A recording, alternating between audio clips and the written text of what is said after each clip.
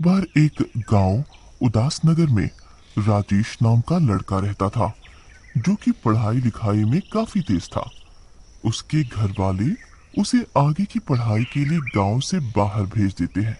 कुछ दिनों बाद उसी गांव में एक तांत्रिक आता है और गांव के बच्चों को मारकर उनकी बलि चढ़ाता था।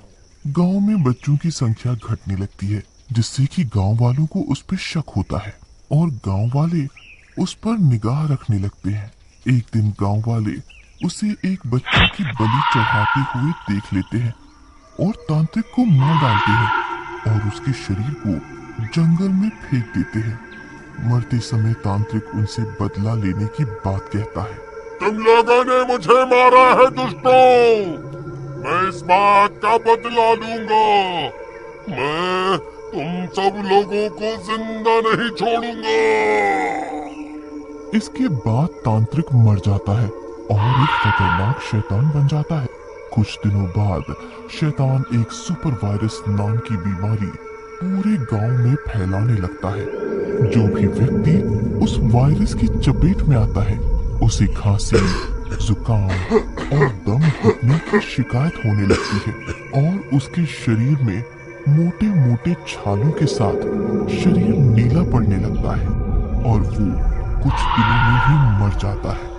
गांव वाले डर के मारे एक डॉक्टर के पास जाते हैं। अरे डॉक्टर साहब देखो, हमको ये क्या हो गया है? मुंह पे मोटा मोटा छाला हो गया है और ये पैर नीला पड़ रहा है। डॉक्टर सब जांच करता है।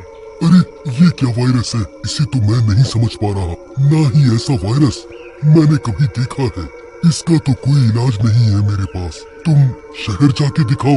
अरे नहीं नहीं डॉक्टर साहब, आप तो ऐसा मत कहिए। अगर आप ऐसा बोलोगे तो ऐसा कैसे चलेगा?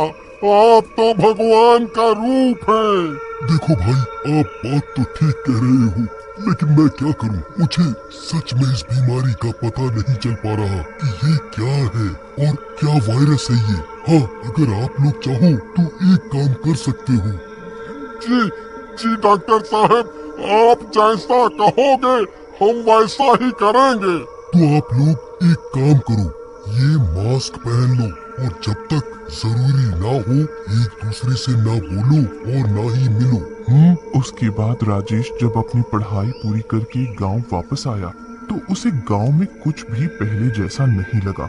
सब एक दूसरे से बात नहीं कर रहे होते और गांव में काफी सन्नाटा और मनहूसियत सी छाई थी। लेकिन राजेश को गांव में हुए उस हादसे के बारे में कुछ नहीं पता था, जिसने इन भोले भाले गांव वालों की दुनिया ही उजाड़ दी। राजेश अपने मन ही मन में बहुत खुश हो रहा था। अरे वाह, अपने गांव में आकर के कितना अच्छा लगता है।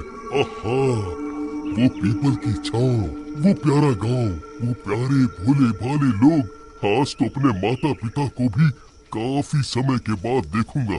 पता नहीं कैसे होंगे वो। आज तो मजा ही आ जाएगा। तभी उसे वहाँ से रामू काका गुजरते हुए दिखते हैं। और रामू काका, पाए लागू, क्या हाल चाल है? सब ठीक ठाक है? सब ठीक है, लेकिन तू यहाँ क्या करने आया है? निकल जा गांव से रात होने से पहले। रामू काका, लगता है कि आपकी मजाक करने की आदत गई नहीं। क्यों डरा रहे हो? बच्चे की जान लोगे क्या है?